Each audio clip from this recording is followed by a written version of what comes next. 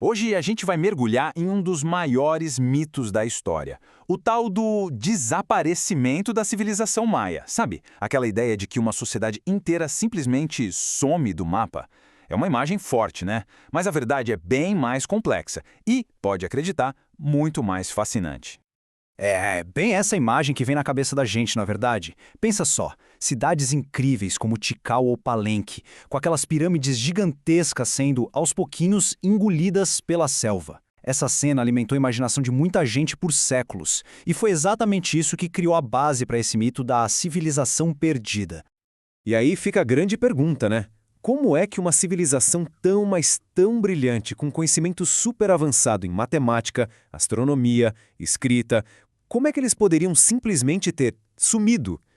Pois é, a resposta mais direta, e talvez a mais chocante, é que eles não desapareceram. E a gente vai entender direitinho o porquê agora. Então, para a gente entender o que de fato rolou, primeiro de tudo, a gente precisa dar uma olhada na genialidade dos maias. Porque, olha, eles eram muito mais do que só construtores de pirâmides gigantes. Eles eram, sem exagero, intelectuais que estavam séculos à frente do tempo deles. Vamos começar pela escrita. O sistema maia não era só um monte de desenhinho, não. Era, na verdade, o sistema de escrita mais sofisticado de todas as Américas pré-colombianas. Era um negócio super complexo, chamado logossilábico. O que isso quer dizer? Que um símbolo podia ser tanto uma palavra inteira quanto uma sílaba. E com isso eles conseguiam registrar a história, a mitologia, os rituais deles com uma riqueza de detalhes impressionante. E agora, olha só para isso. Um simples círculo. Pode parecer pouca coisa, né? Mas isso aqui representa uma das maiores revoluções intelectuais da história. Os maias desenvolveram um conceito do zero por conta própria.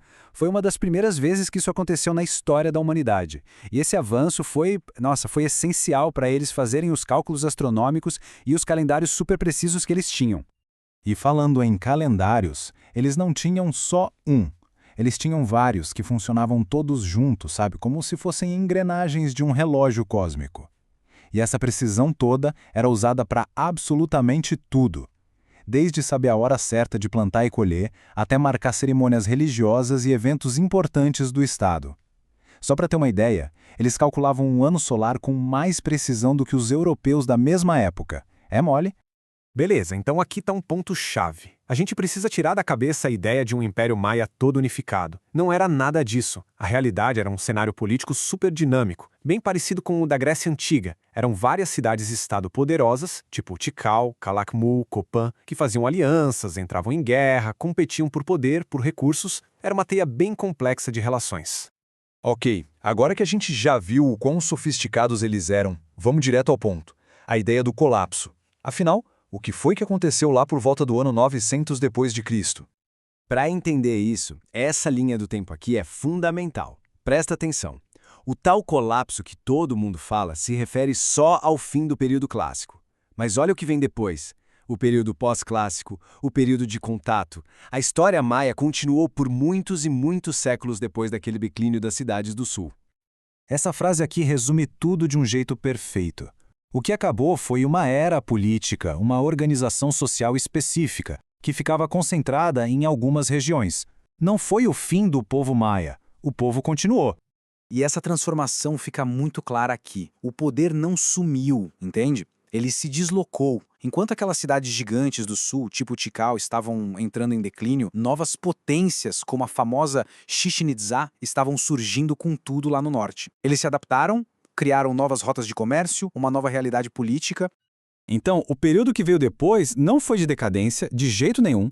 Foi um período de muita resiliência e reorganização. E essa capacidade de se reerguer, essa resiliência toda, acabou resultando em uma das resistências mais longas contra a conquista europeia em todas as Américas.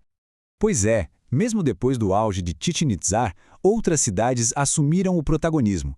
A cidade de Mayapán, por exemplo, virou um centro de poder importantíssimo, ou seja, a civilização maia continuou firme e forte, construindo cidades, mantendo suas redes de comércio, suas alianças, por séculos.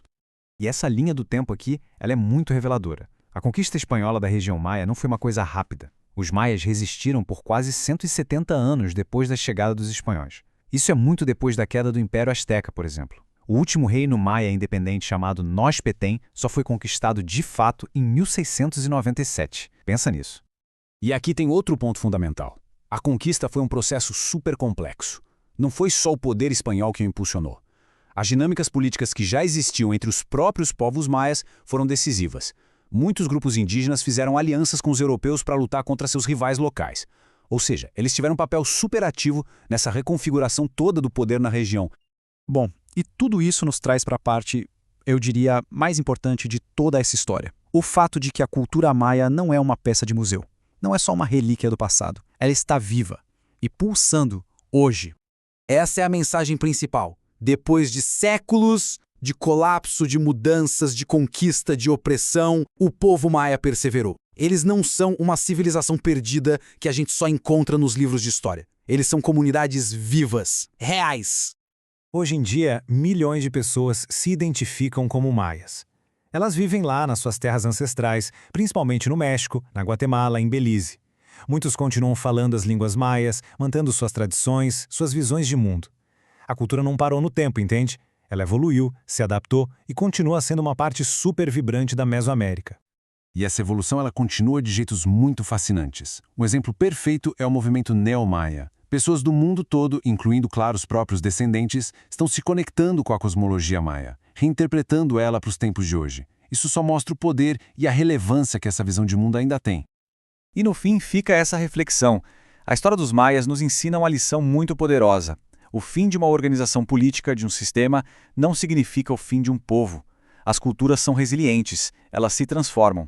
Então a pergunta de verdade não deveria ser por que os maias desapareceram. A pergunta certa é como eles conseguiram perseverar de um jeito tão extraordinário.